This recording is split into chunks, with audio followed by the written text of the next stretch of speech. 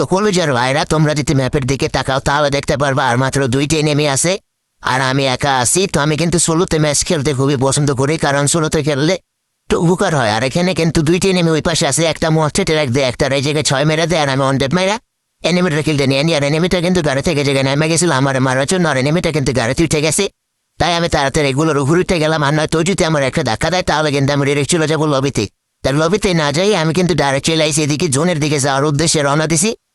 তো এই জায়গায় এনিমিটা ওই জায়গায় কিন্তু গাড়িটা থামায় দিছি, আর আমি কিন্তু এই জায়গায় একটু বয়ে নিমু যাতে এনিমিটা ওই জায়গাতে গাড়িটা নিয়ে চলে যায়। এনিমিটা কিন্তু গাড়িটা নিয়ে ওই দিকে চলে গেছে।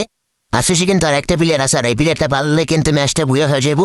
আর আমি যদি ম্যাচটা বুয়ে আনতে পারি তাহলে কিন্তু তোমরা ভিডিওটা লাইক সাবস্ক্রাইব করতে ভুলবা না। তো এনিমিটা কিন্তু মস্টে ট্র্যাক হলে ওই দিকে যেতেছে, যাক ভালো হয়েছে ওই দিকে না যায়। যদি এদিকে আইতো তাহলে কিন্তু আমার কাম 12টা বাজে যেত। এনিমিটা কিন্তু জায়গায় গাড়িটা থুয়ে নেমে গেছে।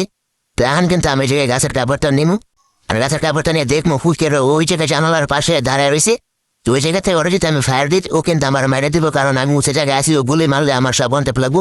তো আমি এই জায়গাতে নামের ওরা একটু সামনের দিকে যায়, তারপর ওরা আমার মারতে হইব। আর ওরা আমার অন্টেপ মারার চেষ্টা করবো, কিন্তু অন্টেপ লাগে না, এমনিতেই ম্যাচ বুঝে গেছে। আর ভিডিও ভালো লাগলে তোমরা লাইক করতে ভুলবা না।